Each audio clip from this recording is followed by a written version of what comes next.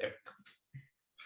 Welcome, everybody. Thank you so much for being here once again. This is Rafa with Mystic Times. I'm very happy to be joined today with by Brandon Bozarth. Am I pronouncing it correctly? Yes, you are. Yeah. Yeah. Rarely happens, but that was before great. I was thinking it's like probably like Bogart from Casablanca.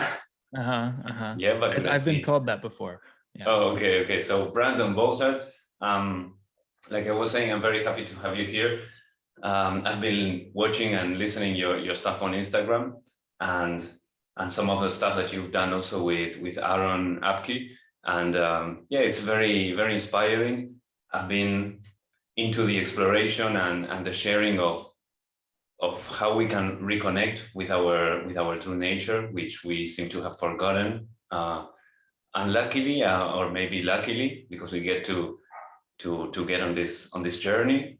And yeah, and I see the way you share all this information and all these pointings, and it really touches my heart when I listen to the way you express all this. So that's why I'm so happy to have you here. How are you doing? I'm really good. I'm excited to be here. Awesome. So you know what? First, maybe I would like to ask you how did you what was the path that maybe led you to be speaking about these things today? Mm-hmm. So, I mean, there were many things, but if I think of like a primary turning point, I was living on the East Coast. I was in the network marketing MLM scene and was doing fairly well, and had a moment where I kind of zoomed out and looked at my life and realized this is not in alignment with me. This is not representative of who I truly am. And I was doing steroids at the time. I was partying a lot. I was in a company where maybe 90% of it I enjoyed, the helping people, inspiring people. But the rest of it just I wasn't lit up by it anymore. It's like the passion moved, and but all of my conditioning remained. So I remained. It's like the part of me wanted to move into something new that I didn't know what it was, but all of my conditioning was attached to what I've been doing my whole life. So I sat there and I said, okay, I'm just going to do the opposite of everything that I've been doing. And one of those things was to leave my business, which I had a nice income, a residual income, and I cut that off, and I had no promise of income coming in. And I just decided, well, I'm going to follow my passion, and regardless of if money comes in or not. And I don't even really know what that is yet. So what it looked like was waking up, going to the gym, writing in a journal, writing a newsletter, putting content out online, but having no plan or an idea of how I would be supported, paying my bills, eating, living. So one day I put out a newsletter, and long story short, the newsletter landed in the inbox of a woman moments before she was going to kill herself. She was in a car looking at the ocean in a parking lot on the beach, and had a handful of sleeping pills and said to herself, I think I'm going to take these pills and go into the ocean and fall asleep. And she's a renowned medium throughout Australia. And in that moment, her guides came in and they said, before you take those pills, turn the radio on. And she turned the radio on, and word for word, the song played and said, you should stay a little bit longer. And she stopped and she started crying, kind of realizing I have to stay. Maybe I have to stay. Maybe that's what this sign, obviously, what are the odds? And then in the next moment, she got my email that was entitled, I'm excited to die. And it was a catchy way of me saying, yes, when we die, we leave behind the guilt, the shame, the doubt, the blame, but we don't have to die to experience what the other side could be like now.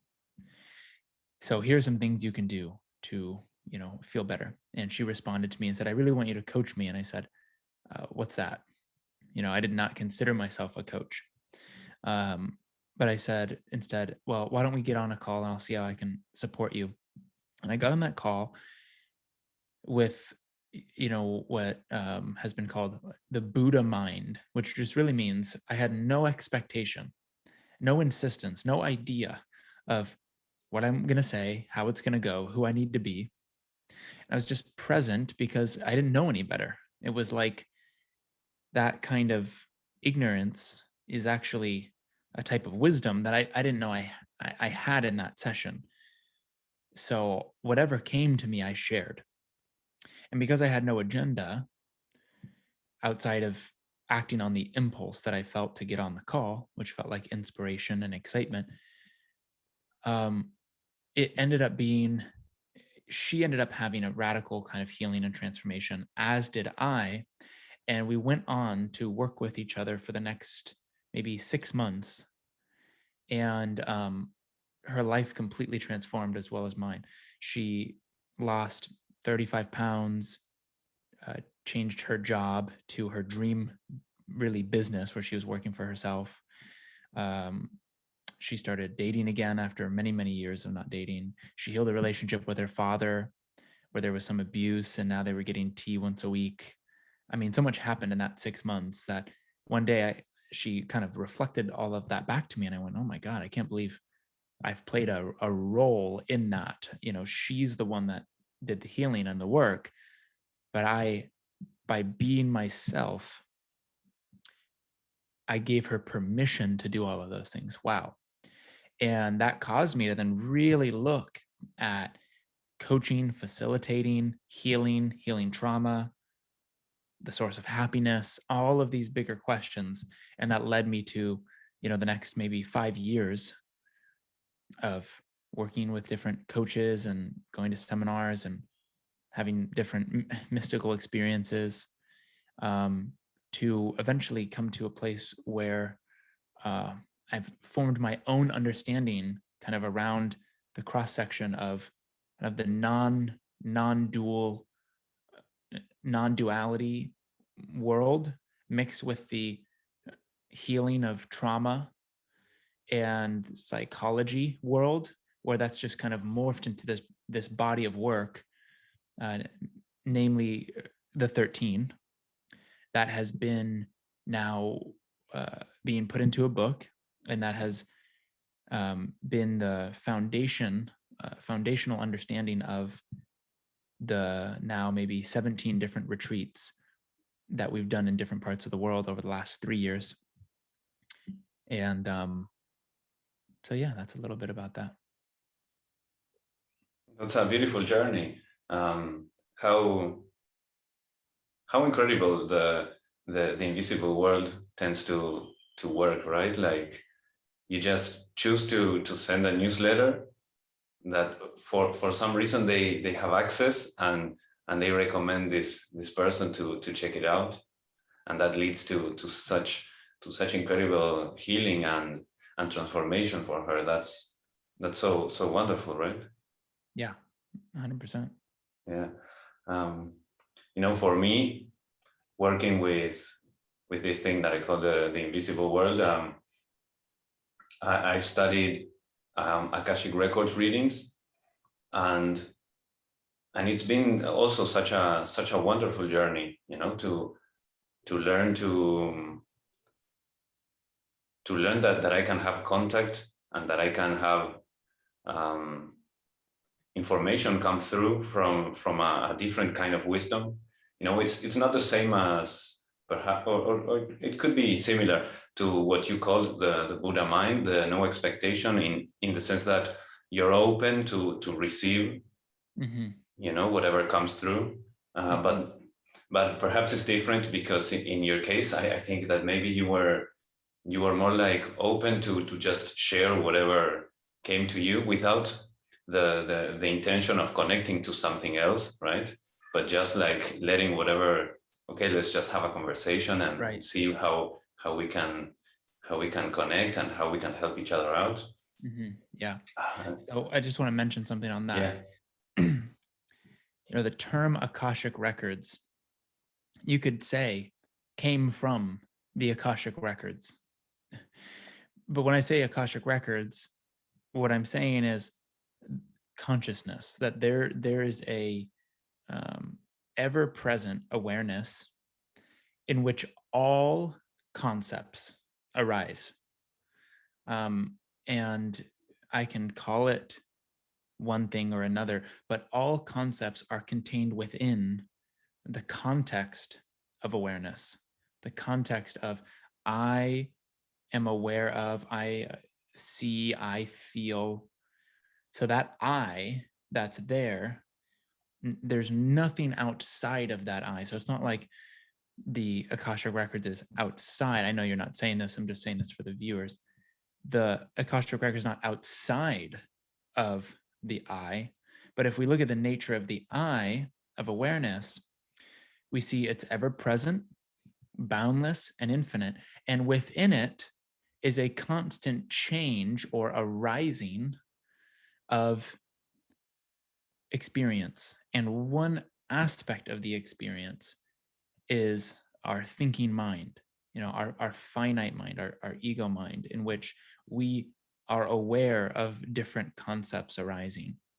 And so I wanted to make that distinction, because a lot of people, as soon as they make the concept, believe the concept, well, the Akashic Records is located somewhere, then they're believing in location, which means they're creating time and space. They're going, well, I'm here, Akashic Records are over there. It's the same as saying, I'm here, God is over there.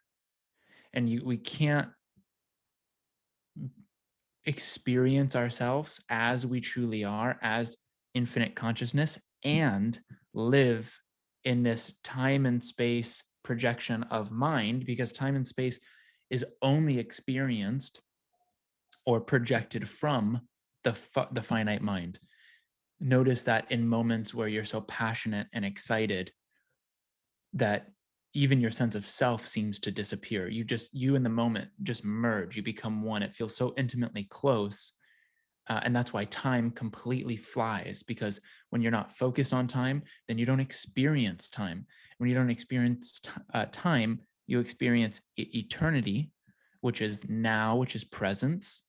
And that's not just a state, that is our actual being. That is our actual core self.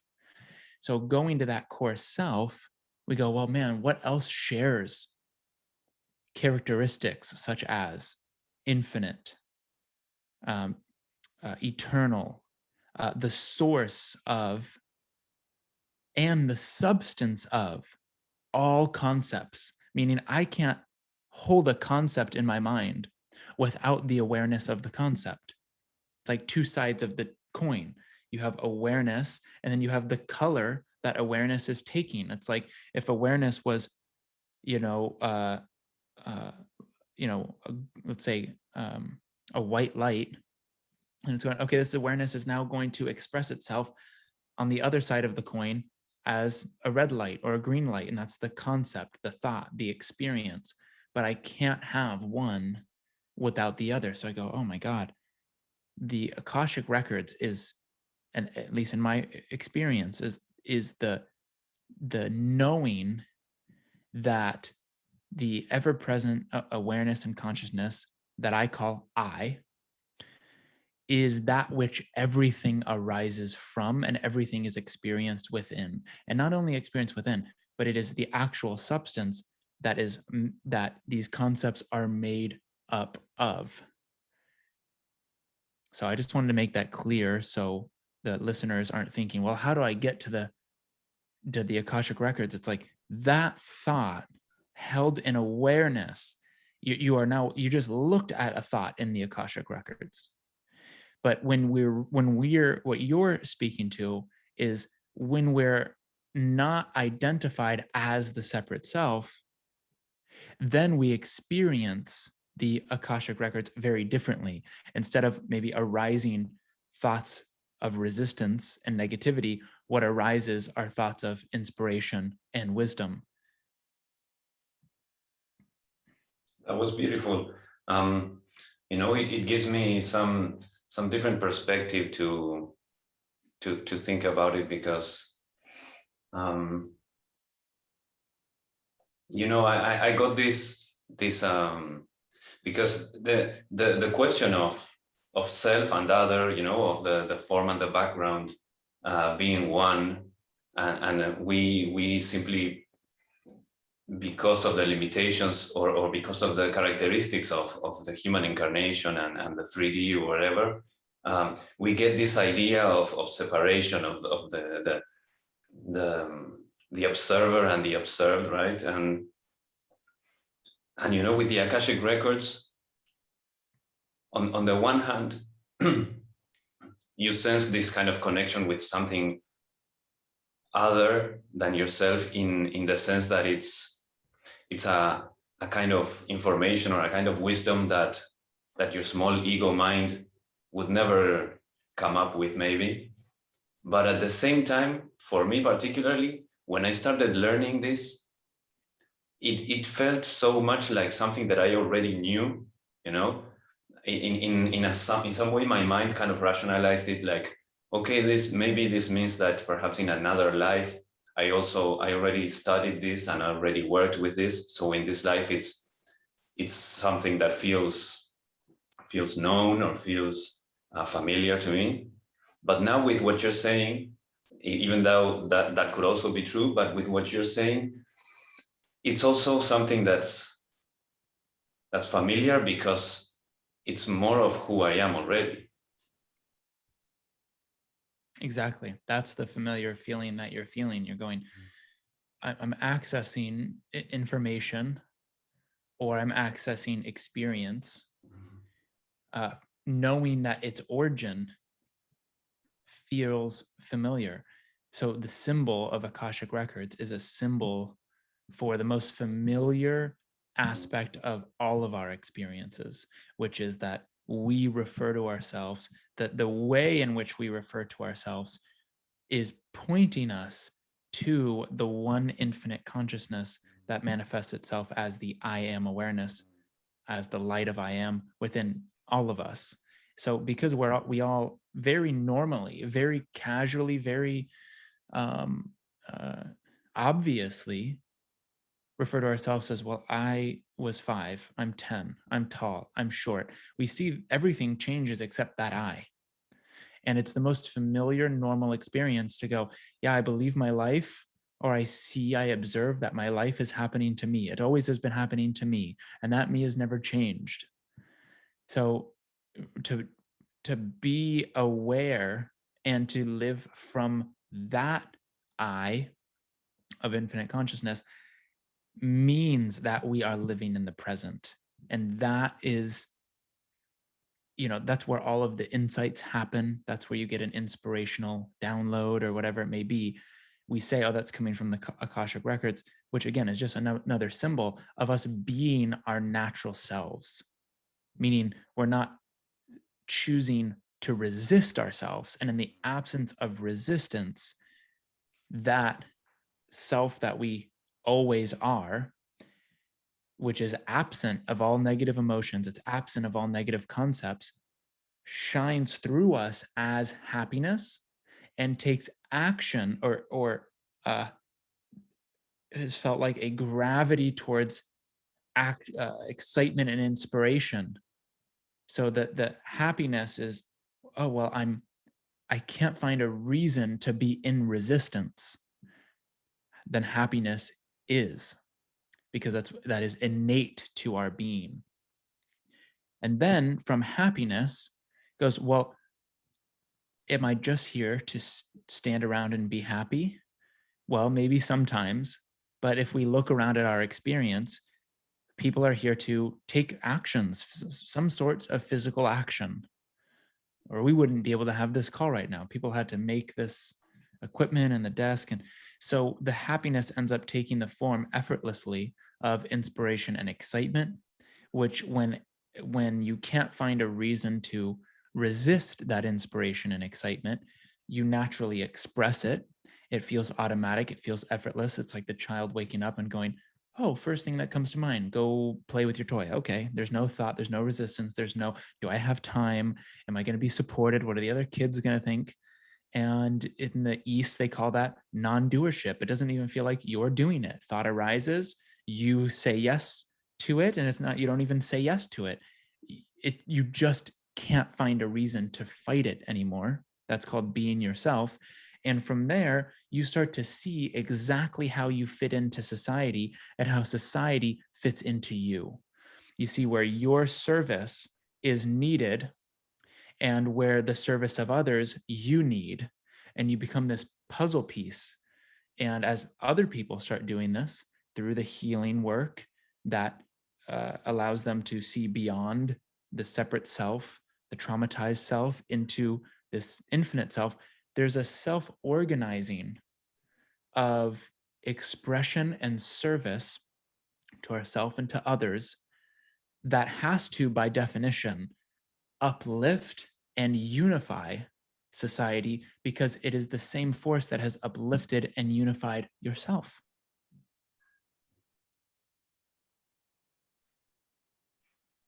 Yes, everything you're saying is so beautiful, and bringing up so many connections, you know, within my mind. I just wanted to mention, so like from what you're saying, you make me think the Akashic Records, you know, you're giving me a new context for understanding it, which is amazing. The Akashic Record as being, so just to give like a context of what I wanted to say about what you made me understand just now.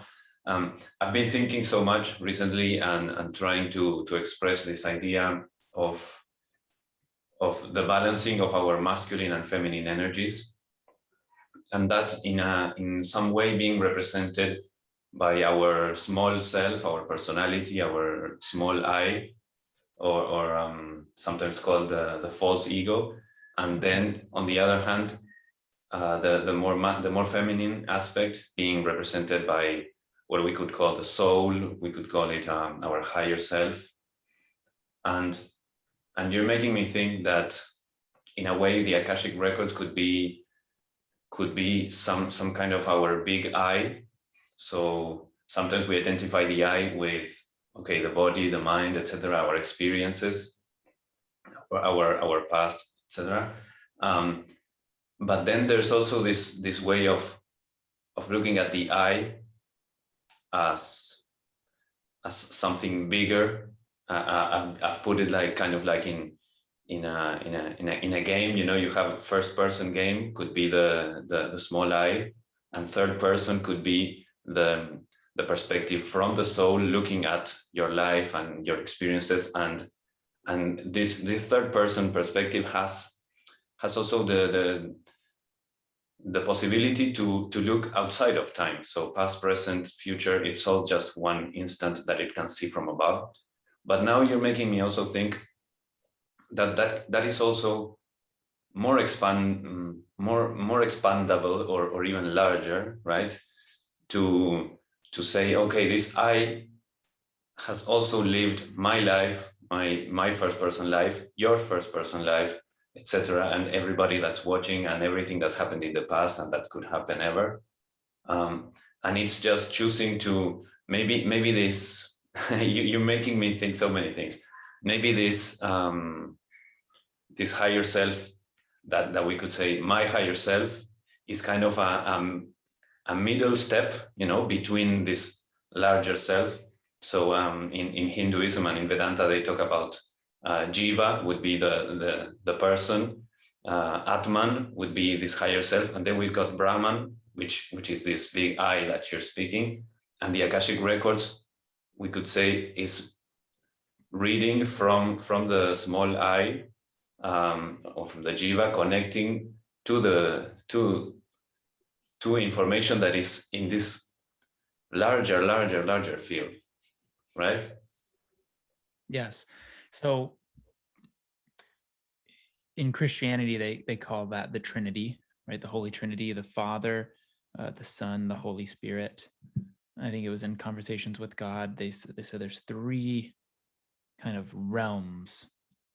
All that is God, infinite consciousness, soul or spirit, and physical reality. Well, what's often not reinforced is they are all one reality. There's no separation really between the realities, because fundamentally they're all made up of the same substance and occurring within the the field, in so to say, of awareness. But that awareness is expressing itself as one field, as a seemingly individuated focus of consciousness that you can call a soul. And physical reality is not physical, it's an extension of spirit. And spirit obviously is not separate from consciousness.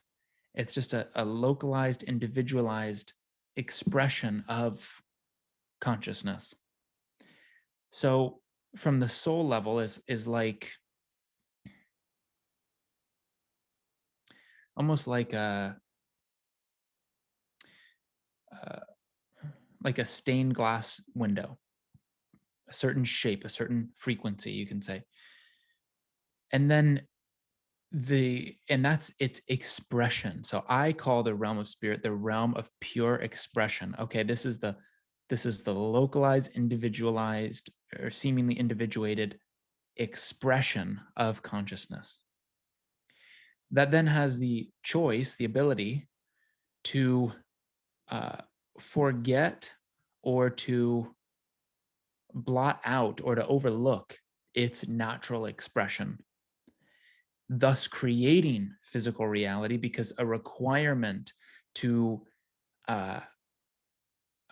experience suppression or to forget the expression that you are, you have to have time and space and a physical mind that has the capacity to choose to resist itself.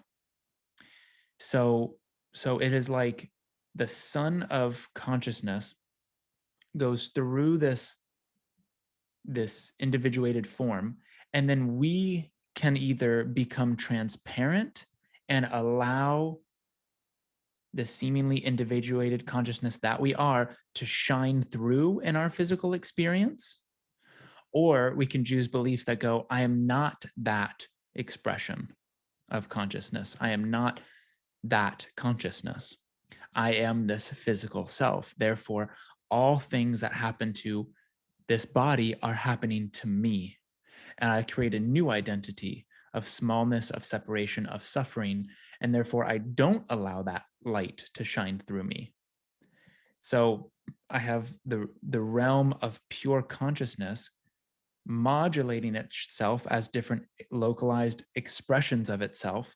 And then I have this realm, I call it the realm of expansion.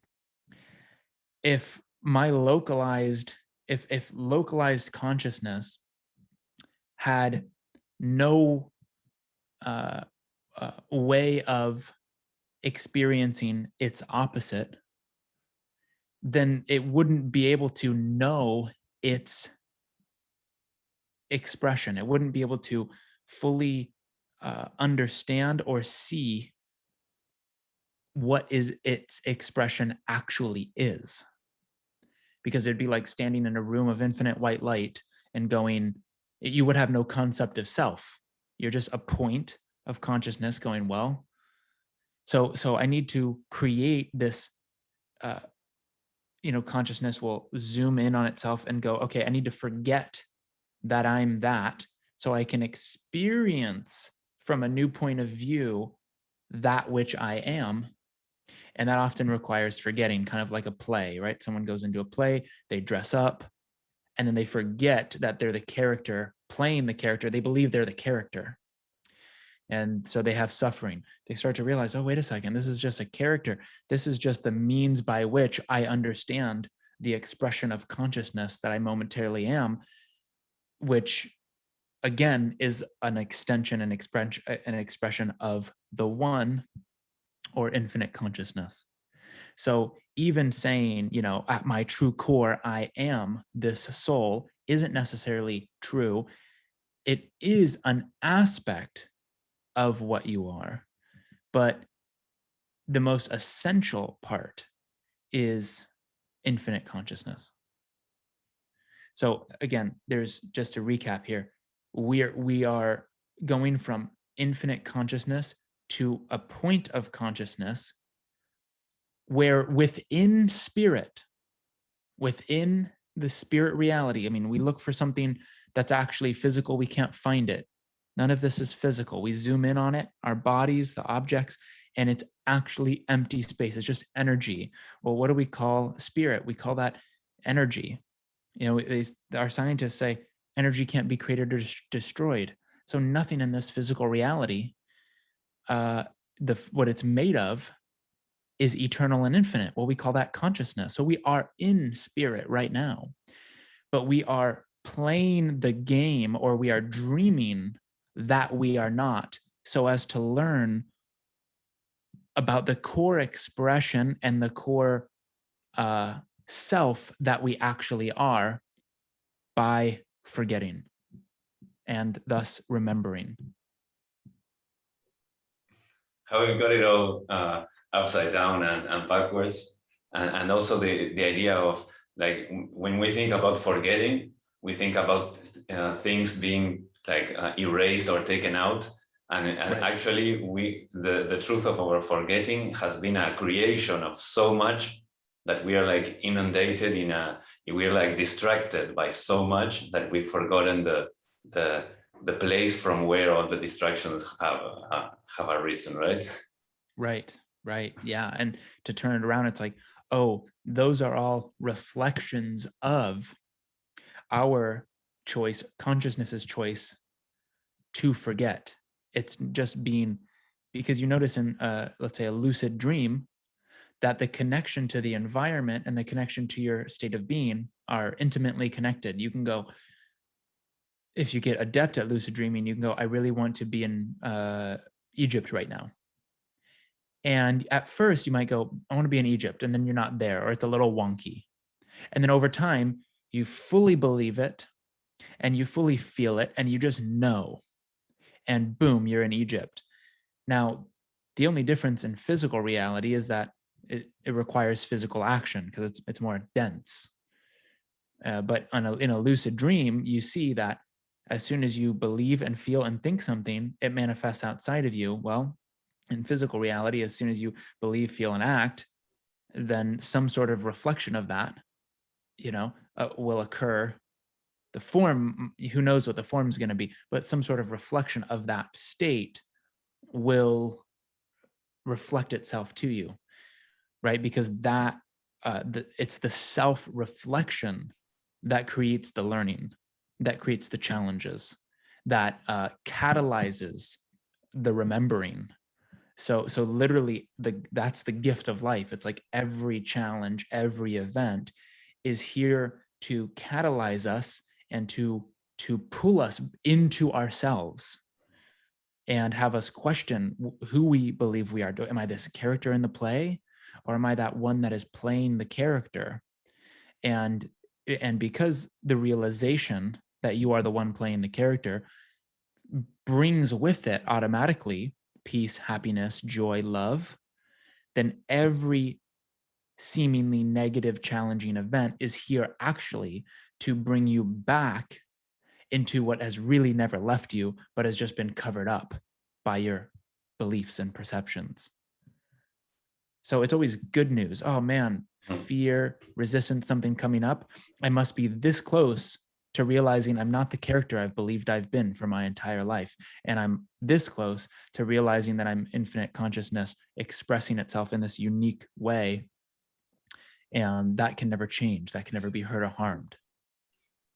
And how suffering is kind of, I spoke with another friend called Pan, and he said something like, the let's say, like, your soul or your spirit or the I am needs to, if you're not paying attention, it needs to speak louder, for you to receive the message. So then comes suffering. And don't you see, like, today, in our present, quote unquote, the present, in what's happening right now, the whole situation, for the past. I mean, I think it's been happening perhaps since 2012. You know, probably the Mayan calendar stuff had something to do with the unique world we are living in. Don't you see that or I don't want to put you in the spot, maybe you don't see it this way, but I'm feeling like, and from what you were saying now, you know, I'm feeling kind of like, though you brought up the lucid dreams and the ability to be in different places instantaneously and stuff, within the dreams. I'm not a very, I wouldn't say I'm a lucid dreamer, or I haven't had necessarily an experience where I can be so awake or so present in the dream that I'm like able to say, oh, I want to be in Egypt, and then I move.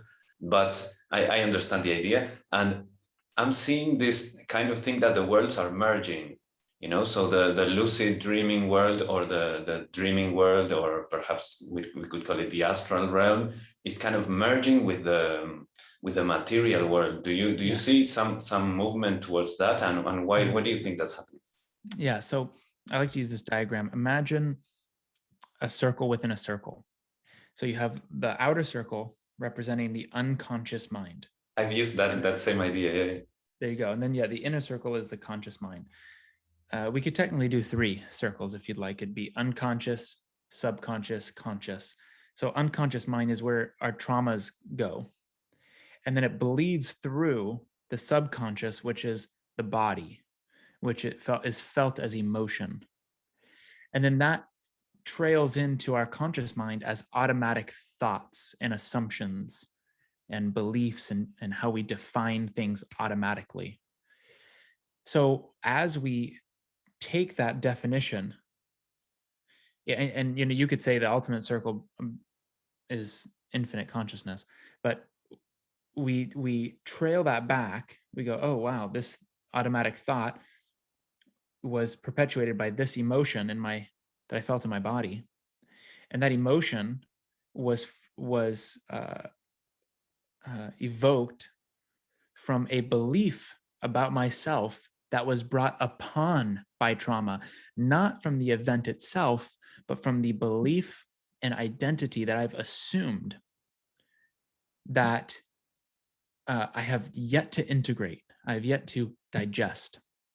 So instead of me facing it every single moment and not being able to digest it, I compartmentalize it. I put part of myself in the furthest outreach from me, which is my unconscious mind, which, believe it or not, is actually on a higher frequency because it's less physical, and it kind of works its way down. Think of it like blueprint, and then the blueprint starts to take form as materials and builders and people, and eventually it shows up as physical experience. So you're trailing it all the way back to these core beliefs, and that process is called inquiry. And kind of our approach, or our take on inquiry, we call it integrated inquiry, simply because it involves different modalities of breath work to really allow people to bring the emotions very close to them, which is the most challenging part for most people, and also emphasizing action and inspiration as a way to actually fully integrate healing, to actually make new choices in the world, not to sit and just talk about and feel and let go. That's all great. But what shows us we've changed is new action and responses to old stimulus in the world. Meaning, I don't change when my environment changes. That doesn't mean, that's not proof that I've changed. Proof that I've changed is that I respond differently, even when the old environment stays the same. So it's more, in my opinion, it's more of a holistic approach, but we take that all the way back to those experiences, which are really just stand-ins for beliefs that we hold about our core essential self, our identity, and we start to question that identity. I am bad fundamentally. I am wrong. And we start to question that. Is it true? what is your evidence? And we start to bring compassion and innocence and inquiry. And then I love this question from Byron Katie: who would you be without the thought? I changed that question to, who are you already without that thought? Because it's not about who would I be, it's about seeing that I've always been that. I've just been overlooking that. So who would you be without this story? And it brings you ultimately back into your being, back into infinite consciousness, which is devoid of any negatively conditioned belief system. And that's what we call peace or happiness or healing. And in that, once that happens, that little circle in the center just expanded into itself. Now you don't need to hold this trauma here because it no longer exists anymore. Now it might echo, there might be echoes of it in your body consciousness, and you might come up against it because it might be there to lead you to more beliefs. It might be a catalyst to lead you to different beliefs and identity kind of constructs that are creating suffering. So, but as you continue to bring awareness to it, question the belief, see who you are and experience who you are without the belief, this little circle expands and expands and expands until there is not a need for an unconscious mind. So our conscious mind and our unconscious mind are merging. And since the unconscious mind is on a higher frequency, we are actually raising our frequency, because again, a belief is a lot less dense than an action. You can't measure, at least right now, we can't measure the stuff that a belief is made out of, but I could see more clearly and have a more dense experience of the body that's doing actions. So we're starting to, that circle is merging and merging and merging. And the more, this is called, it's like people go, well, if I want to be able to, let's say, do more things that excite me, imagine yourself as a cup. And the more water you fill the cup with, it represents the more ability or capacity to fill your life with choices and experiences that are exciting to you. So most people think, well, I just got to do more. I got to fill my cup up more. And the cup could be this big, very small cup, and it's filled to the surface, to the top. And you go, okay, well, I still experience maybe 20% of the time acting from a place of excitement, joy, and inspiration, and 80% of the time acting from resistance. So a lot of people try to use their willpower to do more things that are exciting because they think it'll make them happy.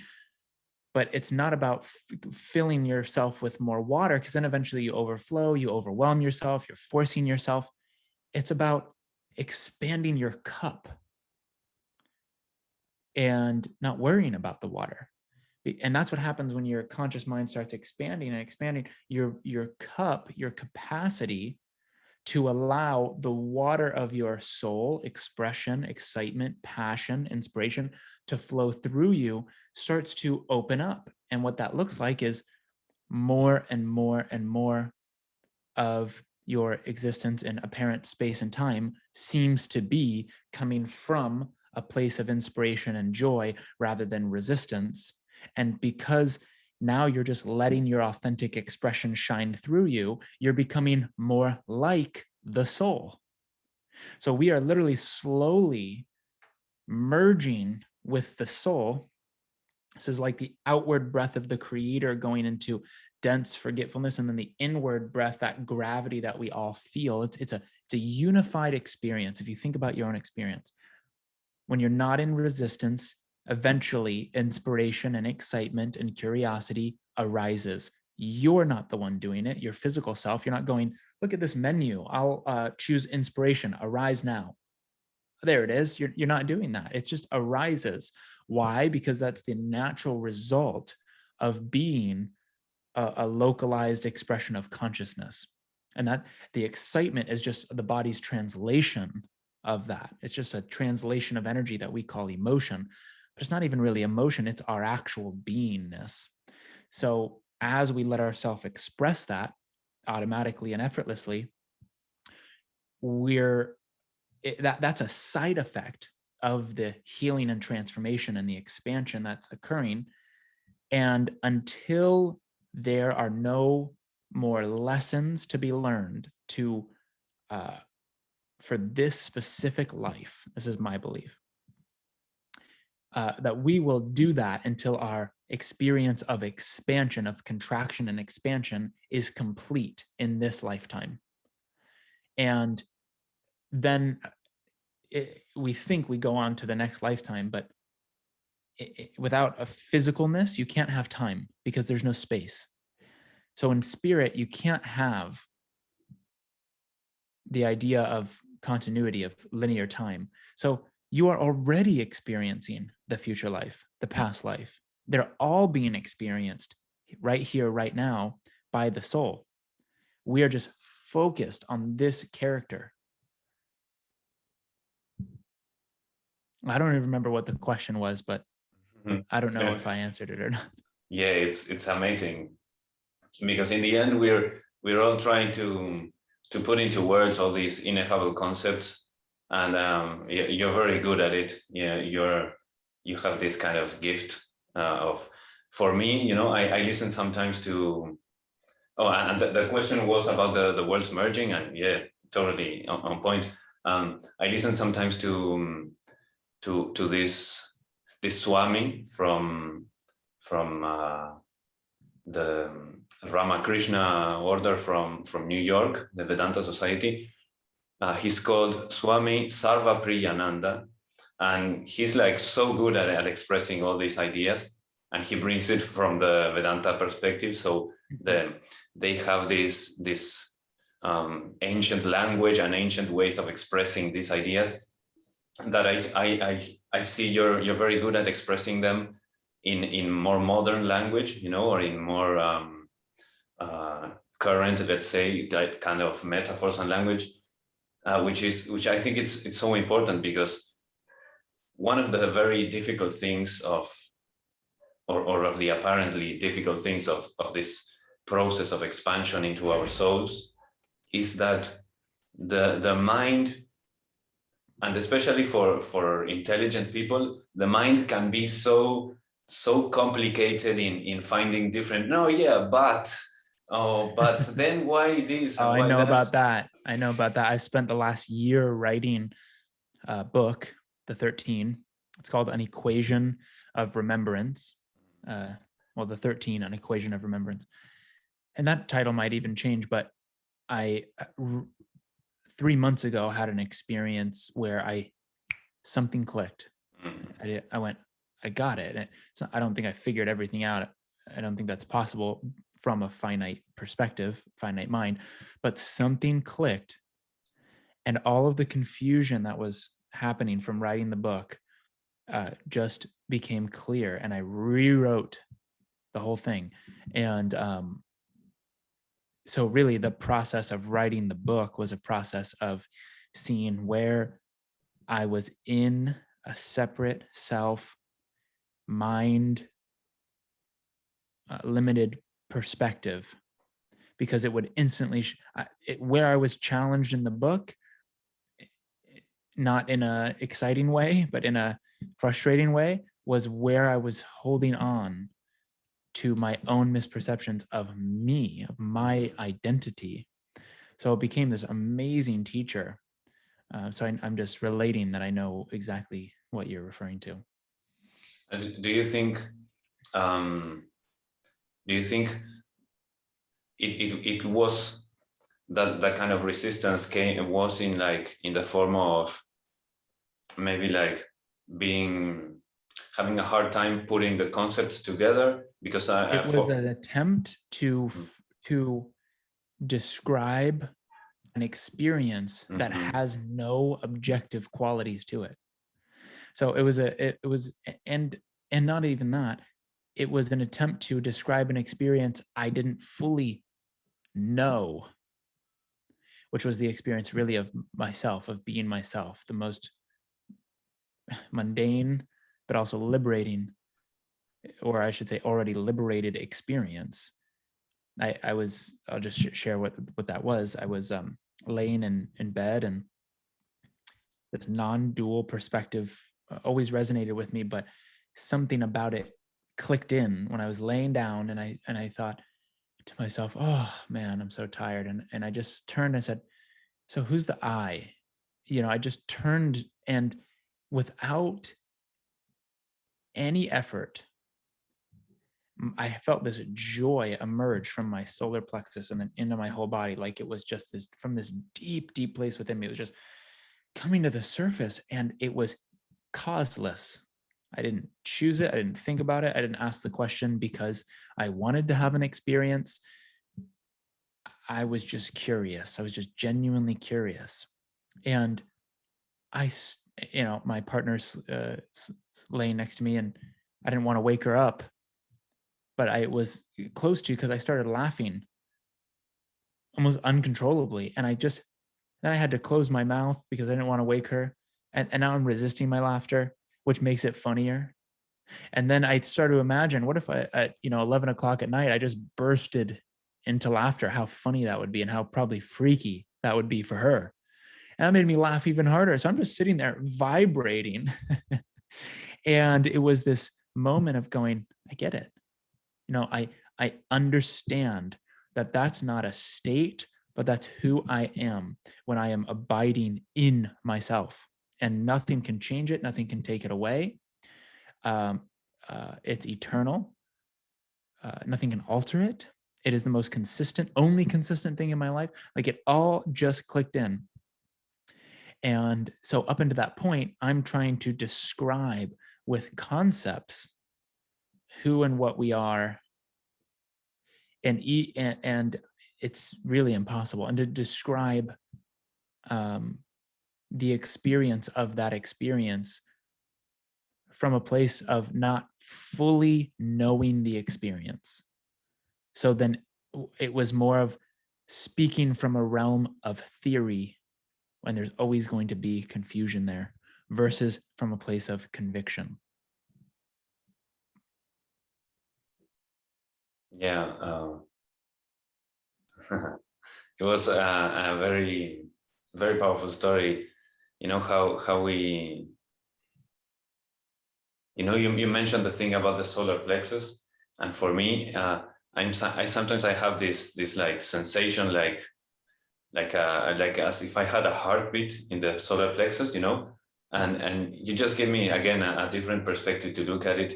I realized I've been kind of looking at that from judgment, as if, oh, maybe there's some blockage or there's something wrong there, and I need to, I don't know, breathe or whatever until eventually it stops beating. Yeah. Let's say. Well, let's just try this as an experiment, Rafa. Just find that sensation in the solar plexus for a moment. Do you have it? Yeah. Okay. So this thought, I have a blockage in the solar plexus. Who would you be if you couldn't believe that thought? That there's a blockage in your solar plexus.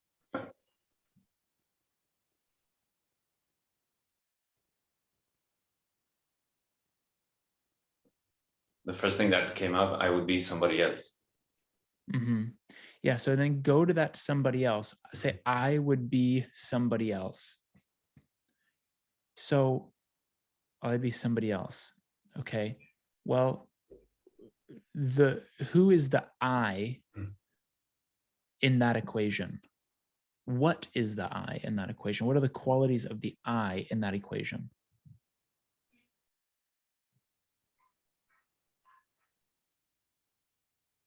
It's the identity, it's the perception. Right, but what is that? The perception is somebody else. That's the concept. I would be somebody else. So what is the part of you that is aware of the somebody else concept? What is the nature of that I that goes, I awareness would be somebody else? What is the nature of that I?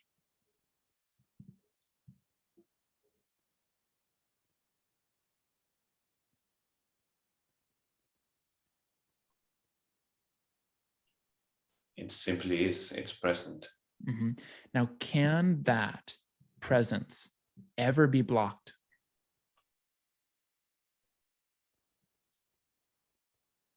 No. Can the awareness that is present ever be blocked? No. Right? Because the block is something that you are presently aware of, this quote unquote block. So are you the body with the sensation, or are you the awareness that sees presently a body with sensation?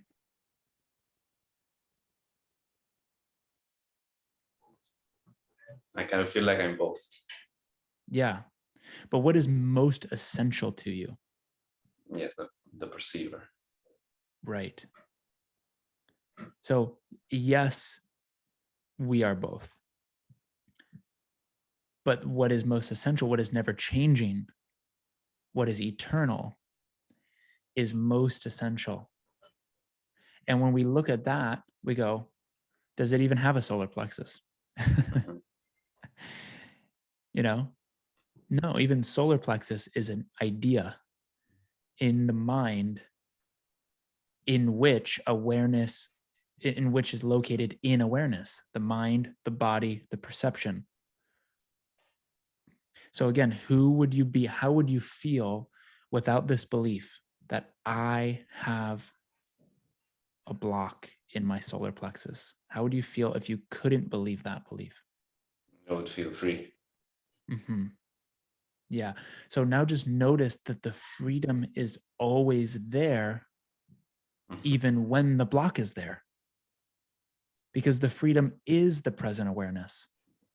It just doesn't feel freeing when we turn our back on it and go, no, no, no, I have the block, meaning I, the body, I am separate from that awareness. So notice it wasn't the belief itself, or it wasn't the sensation, I should say, itself in the body that created the resistance or suffering. It was the belief that only by unblocking the sensation, changing the sensation, will you be free. But like I said, the moment you see who you are, even in the midst of a sensation, then you see that you're already free. You're so free that you can have the sensation and still be absolutely free, still be the present awareness that is perfectly still and free now.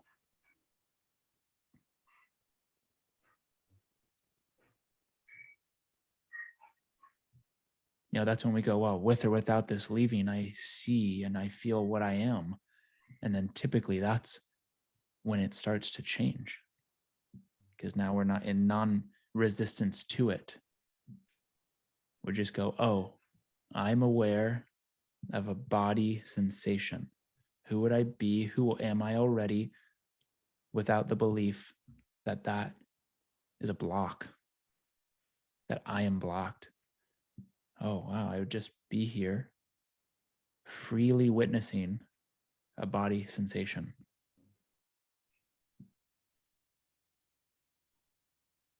Yeah, because that was good, because immediately the question arises like, okay, yes, you are the witness, but the sensation is there. And again, it kind of catches onto the whole reasoning that was before.